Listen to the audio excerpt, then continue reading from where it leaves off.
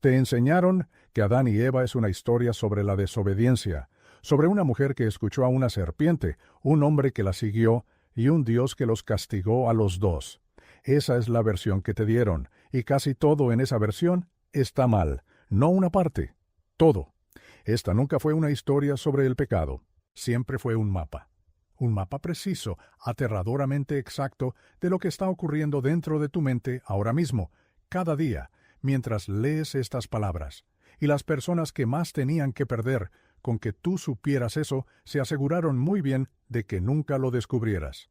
Esto no es un video religioso, aquí no hay teología, ni denominación, ni doctrina. Lo que estás a punto de encontrar es el texto psicológico más antiguo jamás escrito, descifrado a través del hebreo original, la neurociencia moderna y el trabajo de pensadores que dedicaron su vida a entender lo que significa ser consciente. Al final de esto, vas a mirar esa historia de manera diferente, no solo intelectualmente. La vas a sentir de manera diferente, porque cuando veas lo que realmente estaba describiendo, lo vas a reconocer. Lo vas a reconocer como se reconoce algo que siempre has sabido, pero para lo que nunca tuviste las palabras. Ese reconocimiento es lo que les daba miedo. Aquí está la paradoja que debería inquietarte. La Biblia es el libro más distribuido en la historia de la humanidad.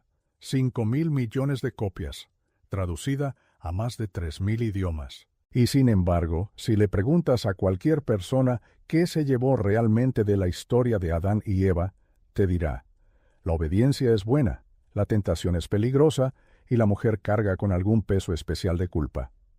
Eso es todo. 5.000 millones de copias. Y lo que quedó es una estructura de culpa que ha dado forma a la civilización occidental durante 2.000 años. Algo está muy mal en ese cuadro. O el texto más estudiado de la historia contiene una lección moral tan sencilla que cualquier niño podría captarla, o, y aquí es donde necesito que te quedes conmigo, la capa más importante de ese texto fue arrancada deliberadamente, no por accidente, no por mala erudición, por elección. Hubo personas que entendieron lo que este texto estaba haciendo realmente. Orígenes de Alejandría, uno de los primeros y más brillantes pensadores cristianos, escribió explícitamente en el siglo III que la historia del Edén no podía tomarse literalmente. Dijo, directamente, que quien leyera el jardín del Edén como un evento físico había perdido el punto por completo. Posteriormente fue declarado hereje. Su obra fue condenada en el Segundo Concilio de Constantinopla en el año 553 d.C., bajo el emperador Justiniano, quien tenía razones políticas muy específicas para necesitar un cristianismo construido sobre el miedo al castigo en lugar de la búsqueda de la transformación interior. Los escritos de Orígenes fueron quemados. Su influencia fue sistemáticamente borrada. Y la interpretación que reemplazó a la suya, la lectura literal, el relato del pecado, el marco de la culpa, se convirtió en la única versión que la mayoría de las personas encontraría jamás. Esto no fue un debate teológico, fue un cálculo de poder.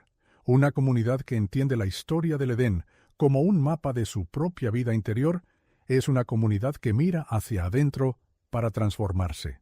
Una comunidad que la lee como una historia de pecado y castigo es una comunidad que necesita una institución para mediar su relación con Dios. Una de esas comunidades es más fácil de controlar. Y la institución que necesitaba controlarla se aseguró muy bien de que la otra lectura desapareciera. Recuerda lo que dije al principio, que esto fue ocultado a propósito. Esto es exactamente lo que quise decir. Si lo que estás escuchando ahora mismo está empezando a abrirte algo por dentro, si ya estás viendo estas historias de manera diferente, quédate en este canal. Cada video va una capa más profundo, y la siguiente capa siempre cambia más que la anterior. Ahora, entremos en el texto mismo, porque el hebreo original es donde todo cambia.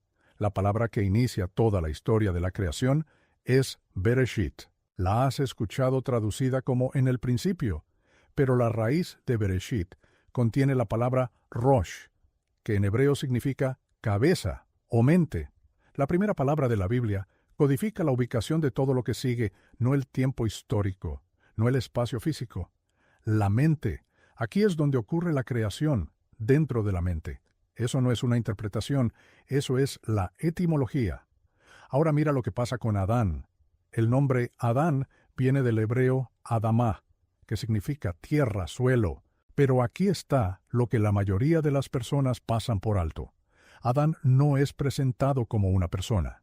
Adán es presentado como un tipo de conciencia, conciencia que ha emergido de la materia, conciencia biológica, surgiendo de la tierra misma. Esto no es mitología. Esto es lo que el neurocientífico Antonio Damasio pasó décadas describiendo, la emergencia de la experiencia subjetiva desde el tejido neural físico. El libro del Génesis codificó esa comprensión en un solo nombre, miles de años antes de las imágenes cerebrales, miles de años antes de que tuviéramos el lenguaje de la neurociencia. Ya estaban describiendo el mismo fenómeno. Para un momento, porque aquí es donde se pone interesante. Dios entonces forma un segundo ser a partir de Adán. El texto usa la palabra tsela. Tu Biblia casi con certeza traduce esto como costilla, una costilla, como si Dios hubiera removido un hueso y construido a una mujer a partir de él. Pero tsela en hebreo no significa costilla. Tsela significa lado, una mitad lateral, una porción bilateral. Dios no le quitó una costilla a Adán, Dios tomó un lado. Dios dividió a Adán por la mitad y separó las dos mitades de una sola conciencia en dos modos distintos de ser. Esto no es poesía. Esto es neurociencia. Esto es la obra de vida de Iain McGilchrist. El cerebro dividido, dos hemisferios que procesan la realidad de maneras fundamentalmente diferentes, dos modos de atención que nunca debieron separarse pero que lo han hecho de manera creciente a lo largo de la historia de la civilización. La historia de Adán y Eva es la historia de esa división. El momento en que una conciencia unificada se dividió en dos formas de estar en el mundo. Adán, el modo mental de nombrar, categorizar, hemisferio izquierdo, la parte que abstrae, etiqueta, controla y adquiere. Eva, el modo relacional, encarnado, hemisferio derecho, la parte que siente, conecta, intuye y está presente. Dos lados de la misma conciencia, divididos. Y a partir de esa división, todo lo que sigue en la historia humana se vuelve inevitable. Ahora aquí está algo que debería detenerte completamente. El jardín del Edén. Edén en hebreo viene de la raíz edna, que significa deleite, placer y presencia. Edén no es un lugar, Edén es un estado mental. Es el estado neurológico de coherencia cerebral completa, lo que investigadores como Andrew Newberg en la Universidad Thomas Jefferson llaman el estado integrado, donde ambos hemisferios están en comunicación, donde lo analítico y lo intuitivo no están peleando, sino cooperando. Has estado ahí, has tenido momentos, quizás en la naturaleza, quizás en el silencio, quizás en una creación profunda o en el amor genuino, donde te sentiste completamente presente, completamente tú mismo, sin el ruido del conflicto interno. Eso es el Edén. Ese es el estado con el que comienza la historia, y todo el arco de la historia es sobre qué ocurre cuando ese estado se pierde. Entra la serpiente. La palabra en hebreo es nachash, y su descriptor complementario, la palabra que te dice qué tipo de criatura es esta, es arum. Cada traducción que has leído traduce arum como astuta o taimada, y puede significar eso. Pero el significado preciso de arum es algo más cercano a calculador, estratégico y autosuficiente. Es la descripción de una inteligencia que es analíticamente poderosa pero desconectada de la relación, de las consecuencias, de la realidad sentida. Esta no es una descripción del mal, esta es una descripción del hemisferio izquierdo aislado, operando sin el equilibrio del derecho. Carl Jung lo habría reconocido de inmediato. El intelecto separado del alma. La función calculadora que cree poder razonar su camino hacia la certeza, que reduce todo a estrategia, que le ofrece a la mente una mejora, mientras amputa silenciosamente la facultad misma que hace que esa mejora valga algo. La serpiente no ataca a Eva con violencia, la serpiente argumenta con ella. Usa el lenguaje, usa la lógica, usa el modo exacto del hemisferio izquierdo para seducir al hemisferio derecho hacia un tipo particular de pensamiento, el pensamiento de la adquisición, de la ambición, de convertirse en algo diferente a lo que eres. Seréis como Dios, dice la serpiente. Conocerás, poseerás, ascenderás. Ese es el patrón completo. La seducción de la conciencia hacia el modo del tener en lugar del ser. Erich Fromm dedicó una carrera entera a nombrar exactamente esta división. Y aquí está, codificada en un intercambio de 3 versículos en el Génesis, escrita miles de años antes de que Fromm naciera. Si algo acaba de moverse en ti ahora mismo, si esto está aterrizando de una manera diferente a todo lo que has escuchado antes, escribe «Estoy despierto» en los comentarios. Y dime, ¿desde qué ciudad estás viendo esto? Porque personas están llegando a este mismo momento ahora mismo en todo el mundo, en Ciudad de México y Buenos Aires, en Bogotá y Madrid, en Miami y Santiago. Y quiero ver exactamente dónde está ocurriendo esto. Ahora, mira lo que nadie ve. Cuando Adán y Eva comen el fruto, el texto dice que sus ojos fueron abiertos y supieron que estaban desnudos. Cada versión de la escuela dominical trata esto como el momento de la culpa y la vergüenza, pero eso no es lo que el hebreo describe. La palabra para supieron aquí es yada, la misma palabra usada en otras partes de la Biblia, para el tipo más profundo de conocimiento íntimo, para la presencia con otro ser. Lo que sucede en el momento en que comen no es simplemente conciencia moral, es el nacimiento de la autoconciencia, la conciencia repentina y perturbadora del yo, como un objeto separado en el mundo. Esto es el ego. El término científico para esto, el momento en que un cerebro comienza a modelarse a sí mismo como una entidad distinta de su entorno, es lo que el neurocientífico Antonio Damasio llama el yo autobiográfico. Y la firma emocional de ese nacimiento es exactamente lo que describe el Génesis: vergüenza, exposición, el impulso desesperado de cubrirse y ocultarse, y aquí es donde se pone peligroso, porque la autoconciencia no es simplemente un evento intelectual. Cuando el cerebro pasa del estado integrado, el Edén, al estado de automonitoreo, activa una respuesta de amenaza. La investigación de Daniel Siegel sobre la integración neural muestra que el paso del funcionamiento cerebral coherente a la dominancia hemisférica fragmentada produce la firma neurológica exacta de la ansiedad, la hipervigilancia y la desconexión. La caída no fue un castigo externo. La caída fue la consecuencia interna de una conciencia que se dividió de sí misma. Dios no maldice a Adán y Eva con ira. Dios describe lo que ahora es inevitable: el trabajo arduo, la lucha, la tierra que resiste, el dolor de traer vida nueva al mundo, no como venganza. Como consecuencia natural de vivir dentro de una mente dividida. Ese es el diseño.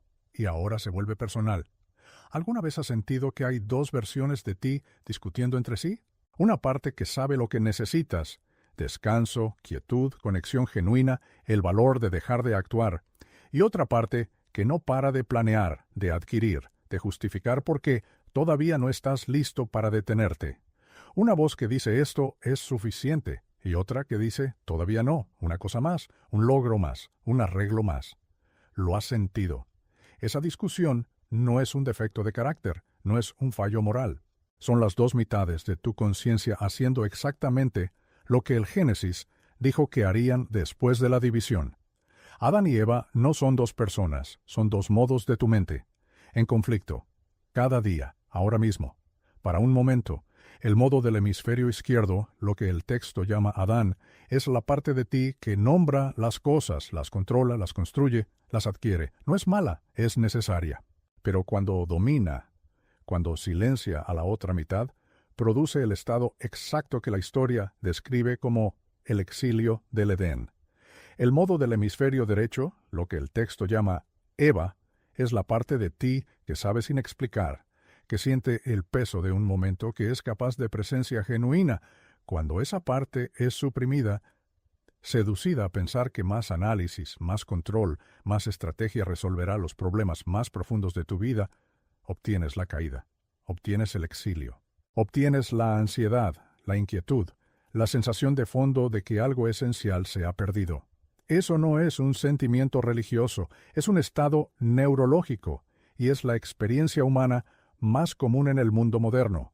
La civilización más analíticamente poderosa de la historia está experimentando simultáneamente una epidemia catastrófica de desconexión, ansiedad y falta de sentido. No es coincidencia. Ese es el resultado. Y empeora. Porque la consecuencia más devastadora de la división no es el sufrimiento que produce, es el hecho de que la mitad dominante, el modo calculador, estratégico, adquisitivo, está completamente convencida de que está resolviendo el problema. El hemisferio izquierdo no sabe que está aislado. Experimenta su propia dominancia como claridad, como progreso, como racionalidad.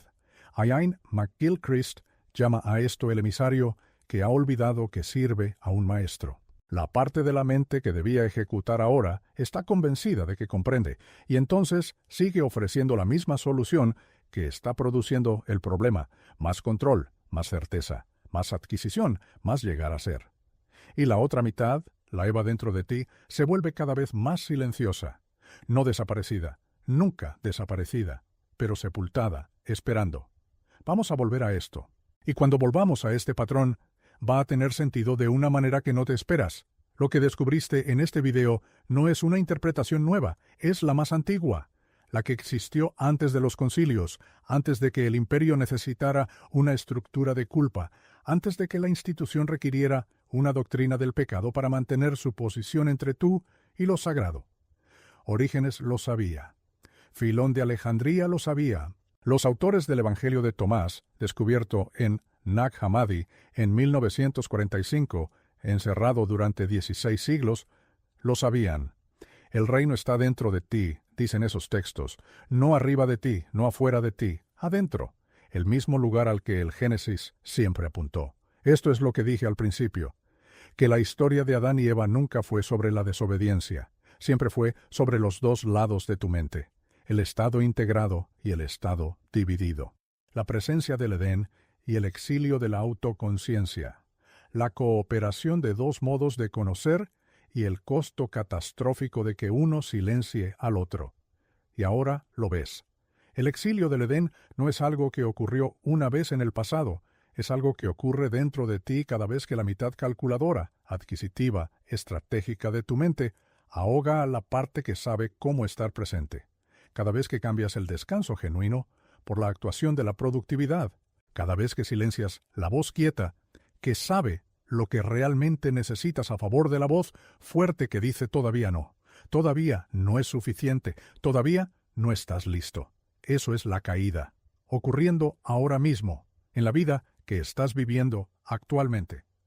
Y el regreso al Edén, lo que cada tradición mística, cada psicólogo de profundidad, cada neurocientífico que estudia la integración ha señalado, no es un viaje hacia afuera, no es un logro, ni una revelación, ni una ascensión.